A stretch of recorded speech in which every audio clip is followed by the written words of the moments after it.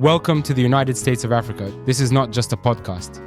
It is a call to consciousness, a call to action, and a call to unity. Whether you are in Yaoundé, Lagos, Dakar, Nairobi, Paris, London, or New York, if you are African, if Africa lives in your heart, then this space is for you. Here, we confront the harsh truths and celebrate the untapped potential of our continent. I am your host, a professor, a scholar, and a lifelong student of the African condition. I stand with you as we begin this journey to dissect, understand, and reconstruct the narrative of Africa. Today, we embark on a mission to explore, to expose, and to educate, to dismantle the myths that have kept our continent shackled, and to unearth the truths that will set us free. This podcast will be a platform where the most critical issues concerning Africa's future will be rigorously analyzed and boldly discussed.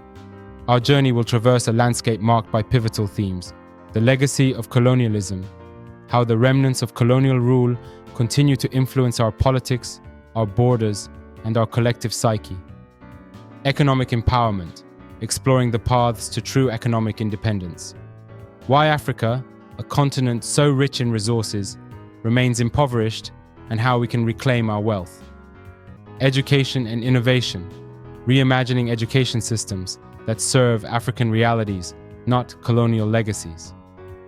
How do we educate the next generation to lead a truly independent Africa? Political sovereignty, the quest for genuine leadership that serves the people, not external powers. Why true sovereignty remains elusive and how it can be achieved.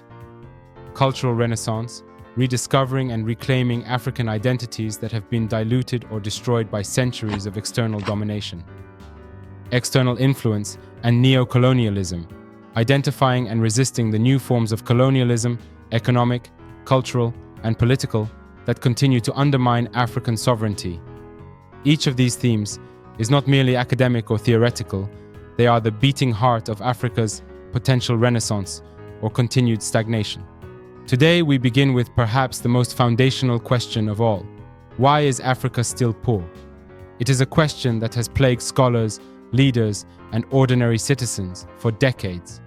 How can a continent so rich in natural resources, gold, diamonds, oil, and the rare earth minerals that power the global technology industry, remain impoverished? How can a continent that gave birth to civilization be relegated to the margins of the modern world order? The truth, as it often is both complex and simple. The roots of Africa's poverty are deep, and they are tangled with a history of exploitation, external manipulation, and internal mismanagement. But today, we are going to dig deep and pull those roots to the surface. Let us start by acknowledging the undeniable fact: Africa was never meant to prosper under the systems imposed by colonial powers. The arbitrary borders drawn by European colonizers were designed not to unite, but to divide, to create artificial nations that would be easier to control and exploit.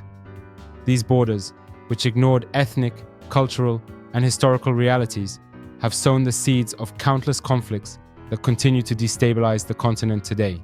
But the physical borders were only one part of the strategy. The economic systems put in place were designed to extract wealth, not to build it. From the forced cultivation of cash crops that benefited European markets to the deliberate underdevelopment of infrastructure that would have empowered African industries, the colonial economic legacy was, and remains, one of exploitation. Fast forward to the present day, and we see the legacy of this exploitation in the form of neo-colonialism. African nations may have gained political independence, but in too many cases, this has been a nominal independence.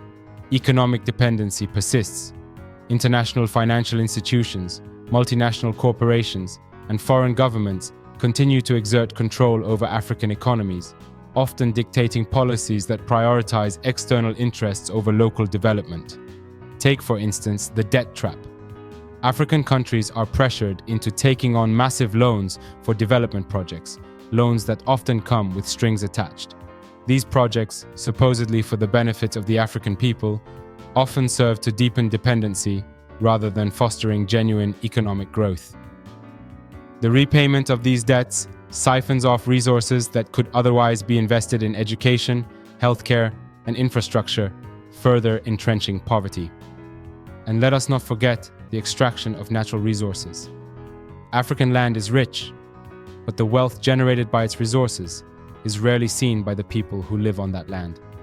Instead, it is funneled out of the continent, enriching foreign investors and local elites while leaving the masses in poverty.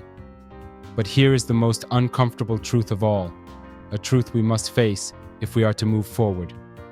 Africa's poverty is not only the result of external forces, it is also the result of internal failures of leadership, of governance, and of vision. Corruption, mismanagement, and short-sighted policies have plagued many African nations, compounding the challenges imposed from outside. But to acknowledge these internal failures is not to absolve the external forces of blame. It is to recognize that the fight for Africa's future must be waged on two fronts: against the external forces that seek to continue the exploitation, and against the internal weaknesses that allow it to happen. So, what can be done? Where do we go from here? First, we must demand true leadership. Leadership that is accountable to the people, not to foreign powers. We must cultivate and support leaders who have the vision and the courage to break away from the patterns of the past and to forge a new path forward for Africa. Second, we must build economic systems that serve the interests of the African people. This means prioritizing local industries, investing in education and innovation, and ensuring that the wealth generated by Africa's resources stays in Africa. Third, we must educate ourselves and each other. Knowledge is power, and understanding the forces at play, both historical and contemporary, is the first step toward change.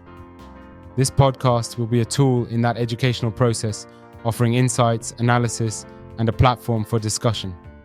As we conclude this first episode, let me leave you with this thought. Africa's future is not written. It is being written by us, by you, and by every African who refuses to accept the status quo. The United States of Africa is not just a dream. It is a vision of what could be, a vision of a continent united, prosperous, and free. Join us on this journey.